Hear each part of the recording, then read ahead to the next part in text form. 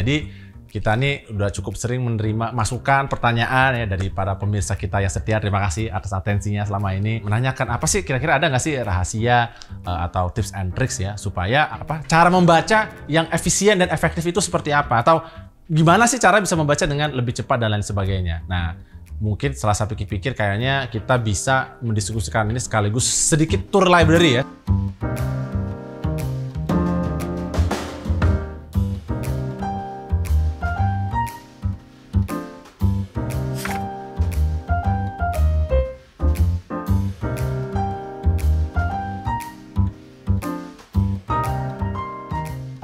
Well, hello! Jumpa lagi bersama saya di Reading Chamber dengan Pramudia Oktavinanda. Nah, hari ini yang kita fokuskan adalah library itu buku-buku yang lebih seriusnya. Tapi sebenarnya kita punya, ada library buku filsafat di kamar bagian tidur, ada buku arts itu di ruang tamu, ada buku-buku masak di ruang kafe, ada buku-buku mainan di ruang toys, dan lain sebagainya, ada buku-buku kungfu di ruang gym. Nah, tapi hari ini kita fokus sedikit, kenapa saya mau cerita? Salah satu hal yang paling penting pada saat kita mau membaca secara efisien adalah you need to know where you put the books, ya kan? Jadi nggak bisa tuh mau perpustakaan gede, mau perpustakaan kecil. Kalau kamu nggak tahu kamu naruh di mana, ujung-ujungnya juga nggak ketemu. Dan ini nanti akan masuk ke satu bagian kenapa perlu tahu buku itu ada di mana, itu penting. Karena ini terkait juga dengan sebenarnya apa sih fungsi library. Kenapa kita mesti punya perpustakaan? Apakah itu mau kecil atau mau gede? Jadi mungkin ini sedikit kalau ini kita mulai dari pintu masuk ya. Nah, ini buku-buku tafsir, buku-buku kitab syarah hadis, sama juga ada beberapa buku fikih klasik di sebelah sana, itu nanti bisa dilihat juga. Ini yang dulu kemarin dipakai waktu buat kita disertasi, ya, disertasi saya.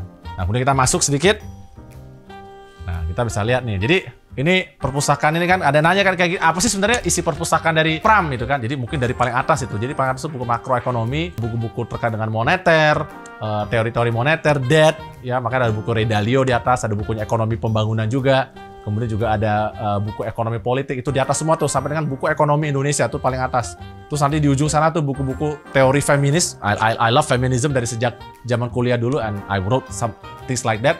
Kemudian juga ada buku-buku terkait dengan antitrust, guru-guru besar Indonesia, sama hukum acara perdata dan pidana. Kenapa taruh di atas sebagian tuh? Karena memang jadi pada saat kita menyusun pada saat gua menyusun perpustakaan ini, gua juga harus memperhitungkan jumlah bukunya. Nah, kebetulan pas kalau taruh di situ, kalau udah nggak muat. Jadi kalau if you see, ini perpustakaan udah nggak muat sebenarnya. I need to build another library untuk memuat koleksi-koleksi yang ada di dalam perpustakaan ini. Kemudian kita lari ke atas sedikit. Di bawahnya nih barisan kedua tuh buku-buku psikologi semua, psychiatry, ya, emotion dan lain sebagainya. Kemudian juga ada buku-buku antropologi ya. Jadi buku-buku antropologi David Graeber, buku-buku teori sosial ya, ilmu-ilmu antropologi, sosiologi, social science, dan kemudian juga ada buku sosiologi hukum di sebelah sini. Ya, teori-teori termasuk hukum adat. Nah, kemudian ada buku-buku hukum pidana. Tadi kan salah satu episode kita adalah membahas hukum pidana dan hukum acara pidana ya, bersama dengan tamu kita Coki. Jadi hukum pidana juga sebenarnya adalah salah satu ya minat dari awal dulu. In a different world, I will be I think a trial criminal lawyer, tapi ya nasib menentukan lain ya dengan situasi dan sistem hukum di Indonesia, sehingga akhirnya jadi lawyer korporat. Tapi it's still one of the most fascinating subject hukum pidana ini ya. Nanti tonton episodenya bersama dengan Coki. Karena ini adalah hukum sangat berpengaruh terhadap kehidupan rakyat, ya. Mau kaya, mau miskin, mau katanya berkuasa dan sebagainya, hukum pidana itu sangat berpengaruh dan bisa mempengaruhi hidup kalian. Nah, kemudian kita balik sini sedikit. Nah, kalau ini semuanya tentang hakim, judicial behavior, biografi dari hakim-hakim yang ada khususnya di Amerika Serikat. Termasuk ini anotasi putusan dari Supreme Court Justice yang dibuat oleh the Historical Society of the Supreme Court. Nah, ini sampai ke atas semua nih, ini judicial semua nih. Jadi banyak banget nih koleksinya, karena because I love Supreme Court di United States. I mean, sekarang memang lagi krisis ya, rule of law di Amerika, tapi I still love it. Ada banyak pelajaran, bahkan ketika Amerika lagi ada penurunan pun juga ada pelajaran dari situ. Apa pelajarannya? Ya, jangan lakukan apa sedang terjadi sekarang, lakukanlah apa yang terjadi di masa lalu paling nggak. Nah, kemudian public policy. Nah, di sini semua nih public policy, law and politics, buku-buku teori politik, ini semua nih. Jadi di barisan ketiga nih terkait dengan itu. Jadi kenapa digabungin? Jadi kan judicial behavior itu kan ada macam-macam ya, berpengaruh. Jadi kayak semacam trias politikanya. Jadi ini judicialnya, nah ini public policy-nya, law and public policy-nya, kemudian legislasi, dan ini semua politik. Jadi buku-buku politik Amerika, teori umum, termasuk tadi buku klasik kemarin kita sempat bahas sama Pandu Syahrir, ada Leviathan di situ. Situ juga ditaruhnya di situ. Nah, kemudian nih buku nomor 3, inilah this is my bread and butter. Inilah kerjaan gua sehari-hari. Nanti juga ada satu episode membahas tentang business judgment rule. Yang kemarin sempat ceritakan ya, ada 4 episode nih 4 volume nih, tebel banget. Jadi nah, hukum korporat semua nih. Hukum korporat, ya, hukum pasar modalnya di sini. Ini sampai sini sih masih hukum pasar modal semua. Kemudian mergers and acquisition, inilah transaksi yang kita lakukan sehari-hari di kantor, di Umbra gitu kan. Kemudian ini buku-buku tentang takeover, semua masih sampai dengan sini. Kemudian ada hukum administrasi negarahan. Kalau di Indonesia, petun, gitu, hukum tata negara. Dan juga ini turunan bagian tadi dari yang judicial. Jadi masalah hakim dan lain sebagainya itu memang koleksi gue banyak banget.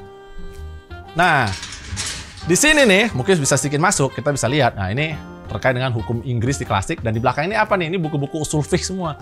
Jadi dulu salah satu yang mendasari kenapa dia suka hukum Islam itu adalah karena dari teori penafsiran hukum Islam. Itu harus belajar ilmu yang namanya ilmu usul fiqh, ya kan? Cara pengambilan keputusan dan sumber-sumber hukum dan hukum Islam di belakang semua nih, karena udah nggak muat. Tapi di depannya nih ada apa nih? Ini law and literature, karena hukum dan penulis itu tuh literasi itu selalu berhubungan, karena orang hukum yang benar itu harus bisa nulis, harus jago nulis. Makanya ada bahkan kategori law and literature dan bagaimana efek dari literatur itu terhadap ilmu hukum. Nah, kemudian ini panjang lebar nih sampai sejauh ini nih, banyak banget ya. Ini semuanya adalah teori penafsiran hukum. Karena juga salah satu kerjaan dari sebagai seorang lawyer, kamu harus bisa membaca, harus bisa menafsirkan. Dan interpretasi itu sangat luas ilmunya, jadi banyak. Nah, kemudian dari sini sampai ke ujung sana, itu semua buku tentang hukum konstitusi. Again, dulu sebenarnya sejarahnya ya, sebelum bisa jadi pengacara, juga sempat kepikiran, either jadi tadi trial lawyer atau jadi ahli konstitusi. Cuman memang, again, sejarah membedakan lagi ya, karena dulu kemarin ketemu gurunya, waktu itu belum ketemu guru atau mentor yang tepat, sehingga akhirnya gue merasa kayak tidak cocok menjadi ahli hukum konstitusi. But, again, I still love it. Makanya waktu disertasi ini juga sebenarnya menggabungkan teori penafsiran hukum Islam dengan teori penafsiran konstitusi. Nah, makanya buku konstitusional ini banyak banget. Dan I love all the part of that. Nah, terus ke bawah nih kita, sini ini buku-buku sejarah semua nih. Teori sejarah umum, ada sejarah perbudakan, karena perbudakan adalah salah satu yang jadi bahan disertasi gue juga. Ada sejarah Inggris tua, sejarah Inggris, kemudian sejarah Amerika, terus kemudian biografi-biografi presiden Amerika, Rusia dari sebelah sini, kemudian ini semua terkait dengan institusi keuangan ya. Ada, ini salah satu yang sangat recommended dulu dibahas juga di episode pertama, The House of Morgan, ya, dari Ron Chernow. Kemudian di sini ada biografi ekonom. Jadi ini kumpulan buku sejarah sama biografi semua nih. Di sini sejarah saintis, fisikawan, artis, aktor, ya kan, sekolah, universitas, sejarah Cina, ya, ada Deng Xiaoping. Kemudian juga ada buku-buku sejarah dari Indonesia. Nah, ini sejarah perang semua nih. Ya, kemudian sini buku-buku hukum Islam semua, buku fikih. Jadi buku fikih klasik ataupun buku fikih modern ada di sini semua. Sampai di belakang-belakang juga ada tuh. Again, karena udah tidak muat, banyak banget. Gitu ya. Sama nih sini sejarah-sejarah Islam semua kalau. Jadi buku sejarah sama buku sejarah Islam sama banyak. Buku sejarah Islam jauh lebih banyak karena di bawah semua nih sejarah sama politik Islam ada di sini semua, termasuk slavery dan lain sebagainya. Dan kenapa penting banget ya belajar buku sejarah itu? Karena tadi you need to know the past to realize, oh jangan-jangan ternyata ada perbedaan pendapat, ada hal yang ternyata sudah berulang, atau ada hal yang kamu pikir benar, tapi ternyata di masa lalu bahkan tuh dianggap salah, dan demikian juga sebaliknya.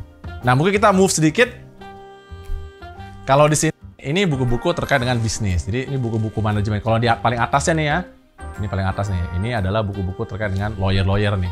Jadi kantor-kantor hukum, White Shoe, kemudian sejarah-sejarah law firm, sejarah-sejarah transaksi, bisnis dan lain sebagainya itu ada di sini semua. Buku-buku manajemen juga gue taruh di sini semua, di buku-buku manajemen semua. Karena ya itu pada saat gue dulu belajar jadi managing partner dan sebagainya, I believe harus belajar juga selain udah melakukan praktek ya di kantor yang lama, tapi juga harus ngerti teorinya seperti apa, gimana sih membangun leadership dan lain sebagainya. So I want to learn and I read dari buku-bukunya. Kemudian ini juga favorit, ini bagian favorit nih, ini terkait dengan strategi. Kemudian ini buku-buku legal writing, gimana cara nulis legal opinion, gimana cara nulis hukum yang gampang dimengerti, ya ini ada di sini semua nih. Nah, ini juga sedikit masuk ini ke ruang kamar kerja saya sebenarnya ini. This is where the magic happens. Dan ini buku-buku yang paling utama ada di sini sebenarnya. Kenapa? Karena kalau boleh dilihat sedikit, ya mungkin sedikit juga nih gambar dari this is pictures, the things that I love. Ya kan, pictures of my mom, pictures of my family, karakter-karakter nih, tokoh anime, apa, Saito sama ini kan foto-foto, dan ini baru buku lagi dibaca, ada Elden Ring, ada Berserk dan lain sebagainya. Nah, ini seluruh buku filsafat hukum ada di sini nih, jurisprudence. Ini lah buku paling banyak, sama Law and Economics. So if you can see it, ini buku yang paling menjadi inspirasi sebenarnya dari karena this is what I study di Chicago dulu juga. Dan kenapa filsafat hukum itu penting for me? Karena tadi seorang lawyer yang paripurna itu dia harus bisa mengerti basic dan teori-teori yang dasar, dan pola pikir itu harus selalu diasah. Dan buku-buku inilah yang sebenarnya membantu kita ya untuk bisa menjadi lawyer lebih baik, menjadi pemikir lebih baik. Karena kamu ngerti, kamu selalu bertanya. Itu salah satu hal yang paling penting kalau kita mau menjadi pembaca yang efektif. You need to question. Ya, itu jadi bacanya tuh efektif. Kalau bacanya nggak efektif apa? Baca itu cuma selayang pandang, kamu besok lupa. Tapi kalau kamu baca dengan sambil berpikir, sambil berdialog dengan buku-buku ini, ya, dan buku ini beberapa nggak bisa dibaca sekali dua kali. Kemarin saya mau tunjukin satu nih. Ini salah satu buku yang dulu kita udah baca dari 15 tahun yang lalu, dan ketika dibaca lagi baru ngerti sekarang. The Frontiers of Legal Theory dari Richard Posner.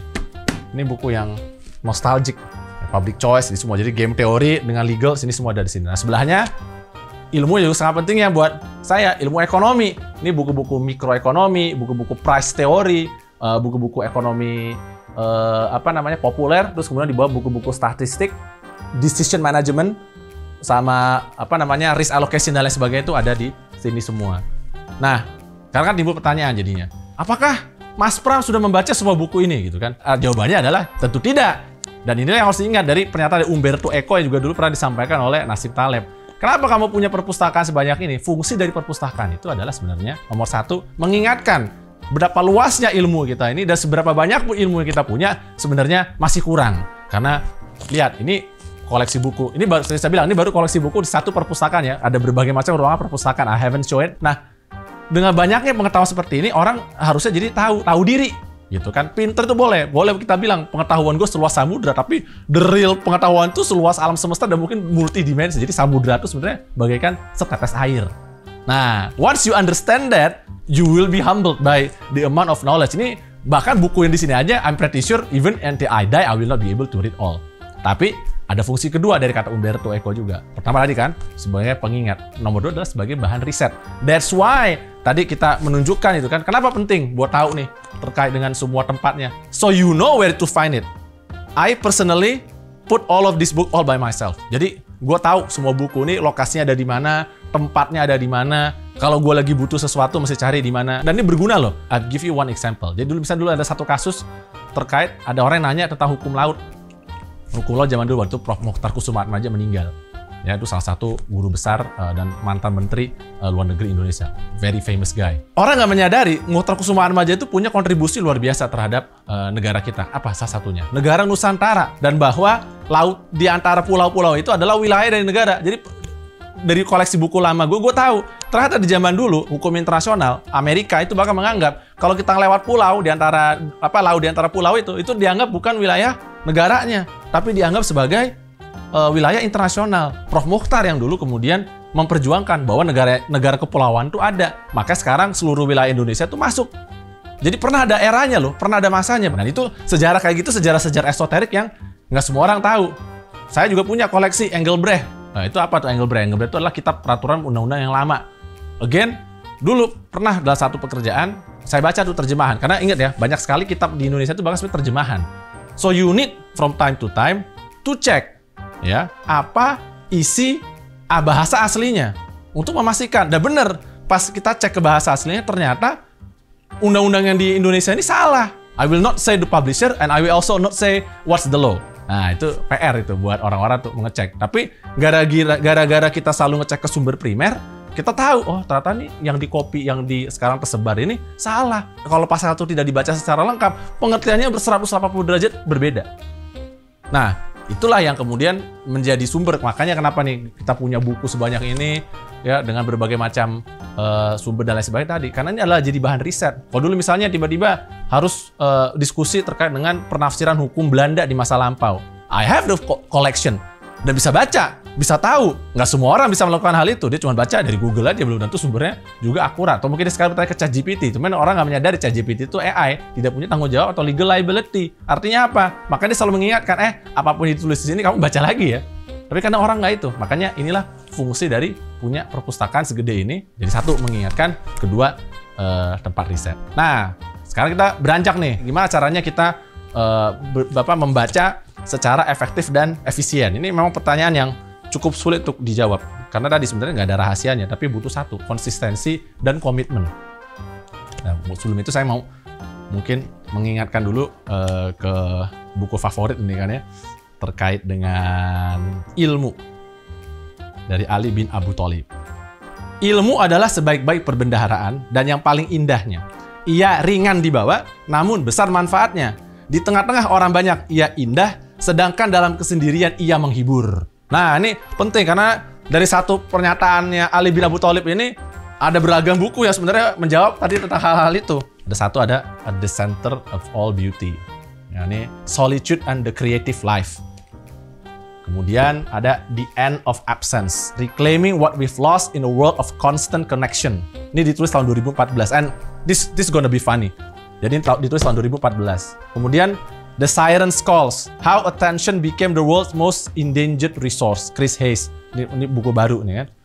Dan juga ada Lost in Town sekitar tahun 2022, The Hidden Pleasures of an Intellectual Life. Dan kemudian How to Do Nothing. I also like this book yang ditulis sama Jenny Odell, Resisting the Attention Economy, ini juga tahun 2021. Nah, tapi sebelum kita masuk ke 3 buku ini lagi, kenapa? Apa sih tema-tema dari buku ini? Jadi, tema dari buku ini sebenarnya dia bercerita, kenapa orang zaman sekarang itu attention span-nya rendah banget. Dan gimana cara kita bisa memperbaiki hal tersebut? Karena ini sebenarnya kalau kita mau baca buku ya, lebih efektif dan lebih efisien. Satu, memang kita harus bisa di otak kita ada boleh dibilang detoksifikasi. Karena memang dengan sosial media dan lain sekarang itu susah untuk orang dapat fokus dan lain sebagainya. Bayangin kenapa juga YouTube aja sekarang jadi YouTube Short. Karena orang juga makin males bahkan nonton video yang panjang. Semua mau instan. Semua mau hanya dalam waktu 10 detik atau paling lambat 30 detik you get an instant knowledge. Tapi itu sama kayak apa ya? Ya instan-instan seperti itu memang tidak akan bertahan lama karena itu hanya ilusi, facade. Itu kan tipu-tipuan aja. Dan ini masalahnya kenapa? Karena tadi di bukunya Chris Hayes sama di buku Jenny Odell ini disampaikan orang itu sekarang ini attention itu diambil karena itu adalah komoditas yang paling berharga. Jadi gini, kan orang selalu bilang informasi itu tak terbatas. Bener, you can get information from anywhere. Tapi ada satu yang scarcity, ada satu yang langka. Apa? Attention. Untuk kalian misalnya nonton video ini, berarti kalian akan menghabiskan waktu berapa sekarang? Udah 15 menit untuk menonton saya berbicara tentang buku. You actually can do it for something else. Dan kalau misalnya I cannot have your attention right now, probably you will do something else, ya kan? Karena tadi attention, orang ini berkompetisi. Mau berita kek, mau sosial media, semua itu berkompetisi untuk mendapatkan perhatian kamu. Nah, itulah sebabnya kemudian disampaikan, kalau kita nggak hati-hati, kalau kita nggak menyadari bahwa sebenarnya semua orang lagi berkompetisi mendapatkan perhatian kalian, ya kalian akan selalu terjebak tadi. Makanya nggak ada waktu buat baca. But you don't realize, jangan-jangan waktu buat nggak bisa baca itu bukan karena kita nggak bisa baca, tapi karena otak kita diprogram untuk tidak mau membaca. Nah, ini The End of Absence juga ini lucu. Kenapa lucu? Jadi, tiap era itu, setiap orang tuh selalu berkata bahwa makin lama perhatian orang tuh makin pendek, makin short. Di sekarang, di era TikTok, kita kan bilangnya begitu kan. Michael Harris di buku ini bilang, jangankan gitu bro. Pada saat dulu pertama kali Johannes Gutenberg itu menemukan mesin cetak, dia udah ada banyak orang cerita. Kardinal-kardinal waktu di gereja Katolik yang banyak protes. Kenapa? Karena mereka merasa, kalau nanti banyak orang makin bisa baca, makin hilang peranan dari gereja. Pada saat itu katanya mereka bilang, sehingga tidak lagi mendengarkan sermon dan lain sebagainya. Dan juga nanti arts akan hilang katanya. Karena kalau dulu orang itu berbicara dengan keindahan art. Makanya kalau kita bisa lihat kan, patung-patung zaman Michelangelo, lukisan zaman Michelangelo, zaman The Old Masters, very beautiful kan. Sekarang kayak lukisan cuma ceplas, seret. Mungkin ada benernya. Itu gara-gara orang udah bisa baca. Tapi bahkan lebih lucu lagi, ini dibahas juga di The Siren's Call, sama di The End of Absence. Apa coba? Socrates pun bahkan lu mempermasalahkan ketika huruf ditemukan. Ya kan, dia bercerita tentang seorang raja di zaman Mesir kuno yang dia merasa kecewa dan ketakutan. Aduh, kita sekarang sudah punya huruf. Orang tidak mau lagi mau mengingat, dia hanya mau menulis. Sehingga dengan menulis itu hilanglah nanti ilmu. Aneh kan? Gimana caranya sih? Ya karena kadang menurut dia nanti orang akan lebih malas berpikir. Jadi kekhawatiran bahwa generasi muda itu nanti akan semakin hilang attention-nya itu bahkan bukan dari zaman sekarang aja, tapi dari zaman Mesir kuno pun orang udah berpikir, wah orang tidak akan, karena tadi dia atensinya itu akan terbagi ke hal-hal yang lain sehingga dia tidak bisa belajar atau tidak bisa mencarikan ilmu yang lebih tepat. Nah, makanya tadi saya merekomendasikan dari buku-buku yang tadi saya sebutin ini karena sebenarnya ada satu yang indah dari ini. Kemudian ada satu lagi ya, The Wandering Mind ya. Ya kan, What Medieval Monks Tell Us About Distraction. You know, one of the way kalau kita mau berbicara secara efektif dan efisien, selain satu tadi ya, bahwa kita tadi sudah mengetahui di mana kita bisa mencari buku-bukunya, kita tahu di mana menemukan mereka, ya kan, karena itu ilmunya paling penting ya. Tapi kedua juga adalah kita harus menghargai keindahan dari ilmu pengetahuan. Itu tadi disampaikan oleh Ali bin Abu Thalib di depan, ya. Once you admire that and once you enjoy the beauty, dan buku-buku tadi sangat recommended, you will understand, inilah kenapa saya ingin baca. Inilah kenapa saya merasa baca itu lebih penting. Jadi dengan punya purpose seperti itu, kamu juga akan baca jadi lebih cepat. Percayalah, beneran. Karena kalau kamu tadi nggak ada purpose ya, baca satu buku akan jadi lama. Karena apa ya tujuan saya baca buku ini ya? Kemudian akhirnya hanya akan jadi nggak fokus. Tapi once you know and appreciate the beauty of all of these things, membacanya akan jadi jauh lebih cepat. Karena you know the purpose. Nah, itu satu hal yang, dan ini saya juga mau nih, Breaking Bread with the Dead, A Reader's Guide to a More Tranquil Mind. Dia juga di buku ini dia banyak tuh ngasih rekomendasi-rekomendasi buku-buku apa aja yang dibaca, buku-buku klasik atau lain sebagainya, yang membantu kita untuk bisa lebih fokus ya, lebih fokus menghabiskan waktu kita membaca hal-hal yang menambah pengetahuan. Instead of tadi, kamu kena jebakan attention span, jadi akhirnya itu yang kamu lihat cuma video kucing, atau video gosip, ya, lambe turah gitu, dan lain sebagainya. Look, nggak apa-apa memiliki berbagai macam pengetahuan bodoh atau mendengarkan berbagai gosip-gosip dan lain sebagainya. But at certain point you will realize, then what? It's meaningless. Tapi kamu tahu dari buku-buku ini dan dari pelajaran-pelajaran di sini, atau ternyata ada pleasure yang bisa didapat, dan pleasure itu akan stay with you forever until you get Alzheimer atau you're dead. Ya kan? Jadi selama you bisa mendapatkan dan ini, maka membaca secara cepat itu ya akan timbul dengan sendirinya. Dan terakhir mungkin satu lagi, komitmen. Tadi kan sempat saya ngomongin di depan. Komitmen itu penting. Kenapa? If you already committed that you will read at any time, any day, pokoknya sempatkan waktu. Nggak usah dihitung. Nggak usah kamu, aduh saya harus set waktu nih minimal gitu kan. No. Don't do that. Pastikan bahwa dalam satu hari minimal saya harus siap 15 menit kah? Setengah jam kah? Untuk saya baca. Allah bisa karena biasa. Itu peribahasa udah terkenal banget di Indonesia. Jadi if you do it, then it will stay with you. Akhirnya jadi kebiasaan membaca. Dan ini loh, karena gue beli buku dengan kecepatan yang jauh lebih cepat daripada kemampuan gue untuk membaca, gue jadi selalu tiap hari curious, apalagi pengetahuan baru yang bisa gue dapatkan hari ini. Apalagi informasi-informasi esoterik yang nggak semua orang tahu, dan bisa jadi berguna buat mereka, bisa jadi berguna juga buat gue, mengajarkan sesuatu buat gue, dan akan stay buat gue. Hari ini orang selingkuh dengan siapa, besok gue udah lupa. Why even bother? Tapi tadi informasi tentang zaman Johannes Gutenberg atau zaman Mesir kuno, orang ribut. Kenapa ya kamu membaca bahwa fakta ya, Socrates bahkan ngomong itu. It's very funny. Now I understand the context. Kenapa Socrates tidak meninggalkan sedikit pun catatan? Karena ternyata dia anti tulisan. Hingga akhirnya Plato yang mencatat itu. Now I understand. So it gives context, a knowledge yang it will stay with me gitu. Dan I think it's just beautiful. That's why again sekali lagi ini rekomendasi satu lagi terakhir mungkin The Extinction of Experience, ya, Being Human in a Disembodied World. Ini juga membahas tentang ini ya, karena kita udah sedemikian disembodiednya, karena kita selalu online dan lain sebagainya, gimana cara kita mengembalikan lah paling tidak hasrat kita untuk mengejar sesuatu yang janganlah semua itu harus berakhir cuma jadi mainan sosmed dan lain sebagainya. Mungkin itu kira-kira yang saya sampaikan. I hope it's useful ya, semoga menjawab sebagian, sekaligus tadi sedikit tour dari library. I hope you enjoy it. Dan of course kalau nanti ada pertanyaan atau lain sebagainya, please feel free to leave in the comment, dan siapa tahu nanti kita bisa jawab lagi di episode selanjutnya. Terima kasih.